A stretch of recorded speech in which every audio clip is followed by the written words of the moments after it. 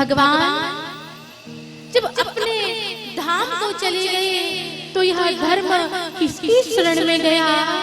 धर्म कम शरणं गतः।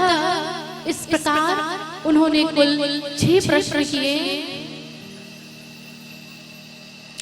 आइए सर्वप्रथम पहला प्रश्न उन्होंने किया कि मनुष्य के कल्याण का साधन क्या है? आइए इस प्रश्न का जवाब हम बड़ी ही प्यारी भक्त हुई थी राजस्थान में, जिनकी प्यारी कथा आती है भक्तमाल के ग्रंथ में, मैया करमेती बाई। इनकी पावन कथा से हम यह जानेंगे कि मनुष्य के कल्याण का साधन क्या है और समस्त शास्त्रों का सार भी क्या है। करमेती बाई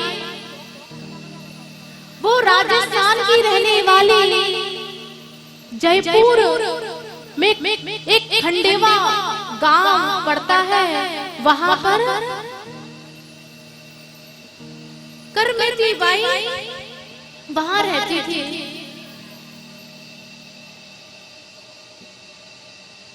उनके पिताश्री का नाम था परशुराम जी। उनके पिताश्री राजा के यहाँ पुरोहित का काम करते थे, पूजा का पाठ का कार्य करते थे।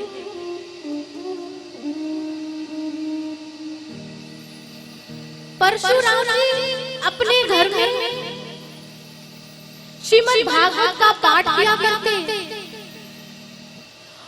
जब वो पाठ किया करते तो उनकी नन्ही सी बिटिया आकर उनके नजदीक आकर बैठ जाती और वह भी श्रवण करती कि मेरे पिता क्या पढ़ रहे हैं, क्या सुना रहे हैं। बिटिया का पूरा ध्यान कथा की ओर रहता कि पिता कथा में क्या सुना रहे हैं। पिताश्री रास पंचा अध्याय का पाठ किया करते।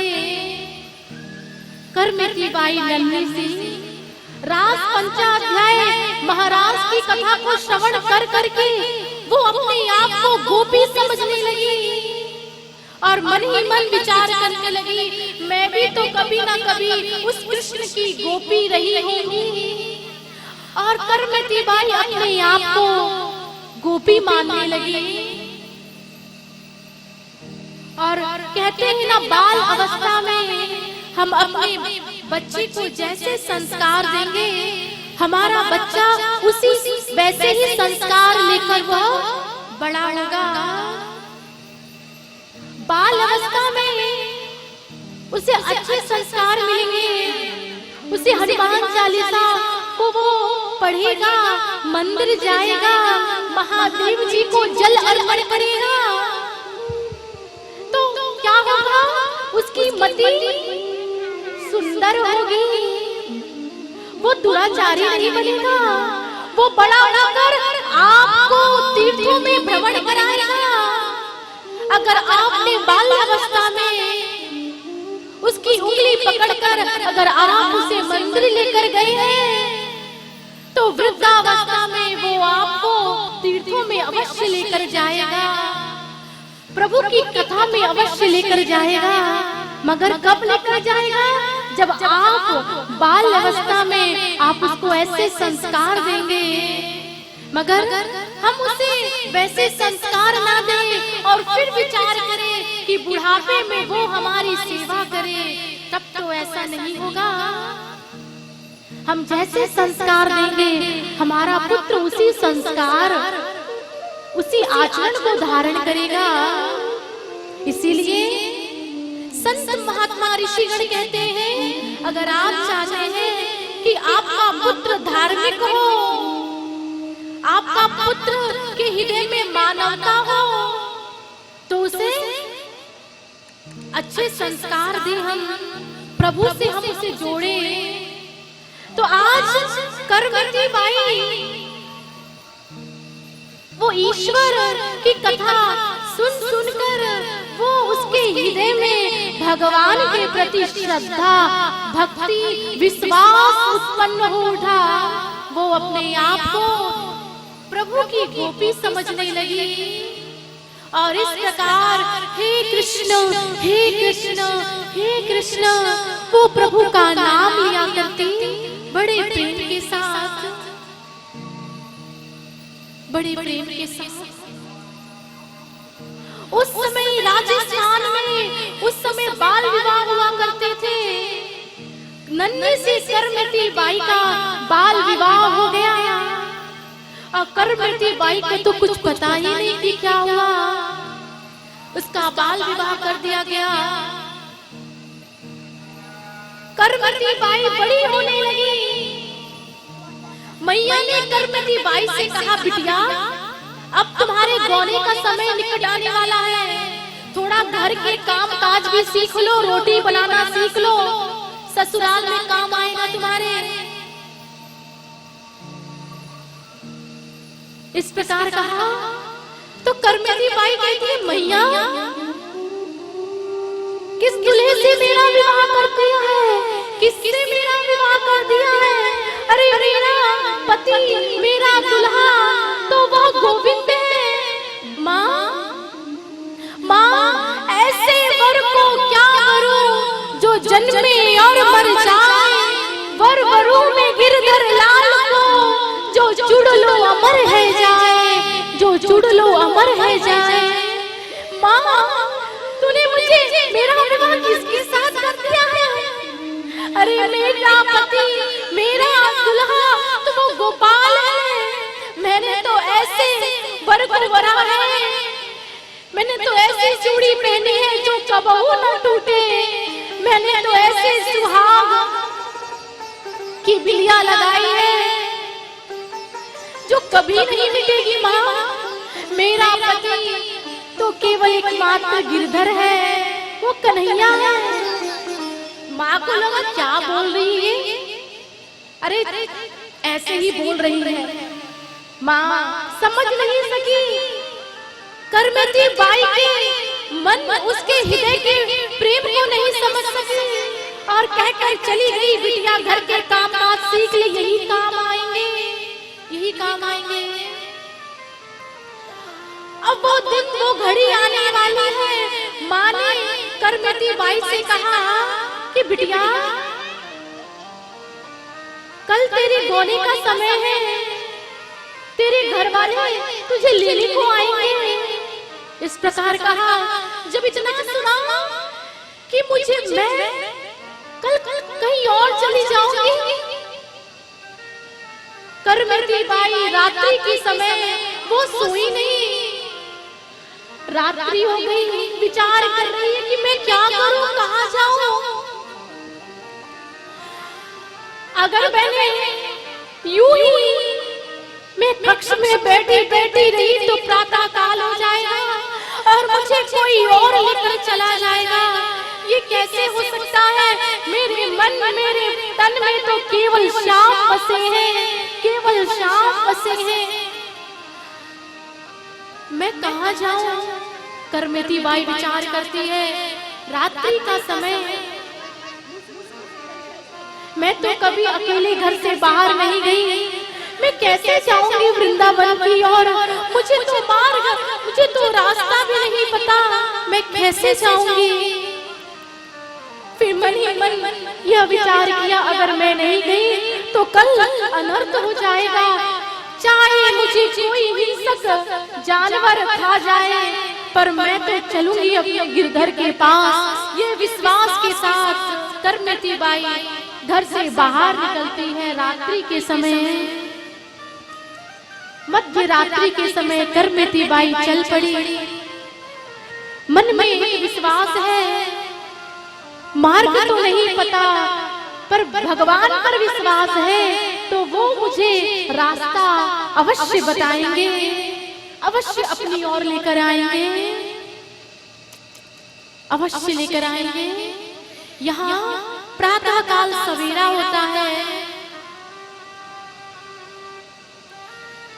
करमती बाई की मैया आई कक्ष में देखने के लिए बिटिया कि जल्दी से मैं उठा दूं और वो नहा धोकर तैयार हो जाए। तो गई कक्ष में, क्या देखा, बिटिया नहीं है। मैया हताश हो गई, चारों ओर तलाशा पर बिटिया को नहीं पाया। मैया परशुराम जी के पास गई। माता पिता ने चारों ओर तलाश किया पर करमती बाई को ढूंढ नहीं पाए। परशुराम जी हताश होकर राजा के यहाँ गए, जिनके यहाँ वो कार्य करते थे पुरोहित का। राजा से कहा, जब राजा से कहा तो राजा ने सैनिकों को आदेश दिया कि जाओ ढूंढो कि वो कहाँ गई, कहाँ गई। तो सैनिक घोड़े पर सवार होकर चल पड़ते हैं करमती बाई को तलाशने के लिए, ढूंढने के लिए।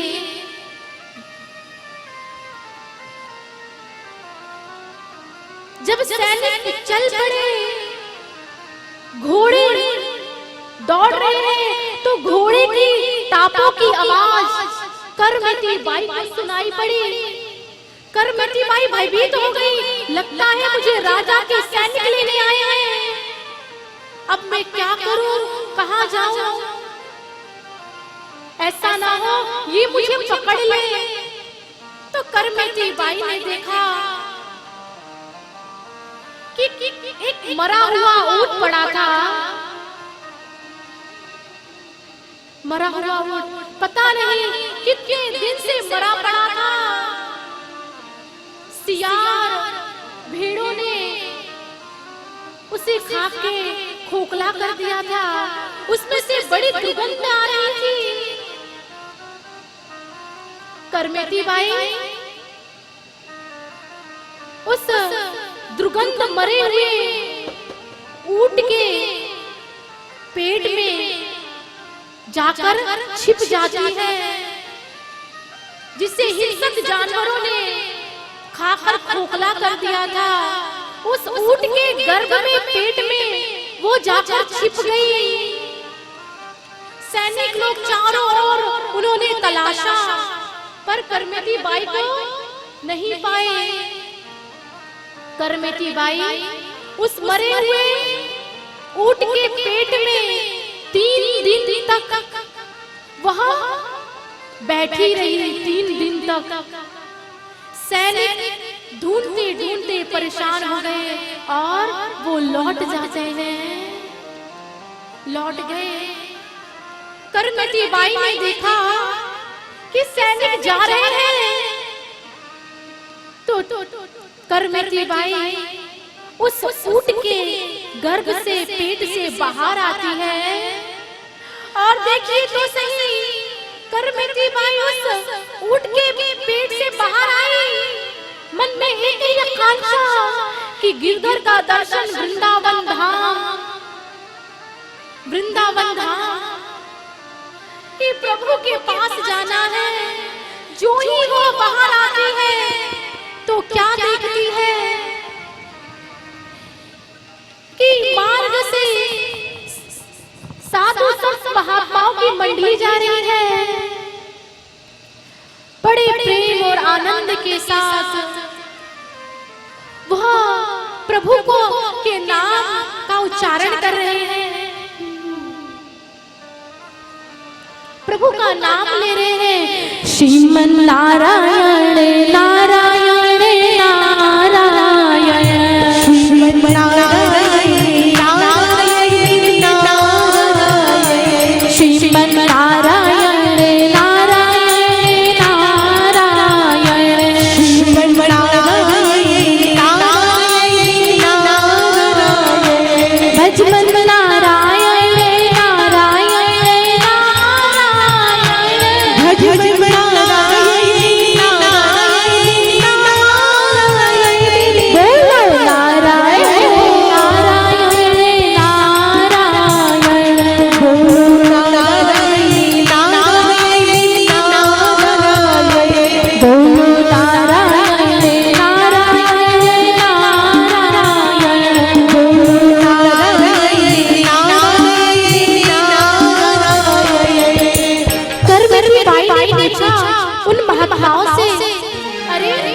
बाबा आप कहाँ जा रहे हैं? तो उन बाबा ने कहा हम सोरो मैया गंगा जी स्नान करते हुए हम वृंदावन जाएंगे।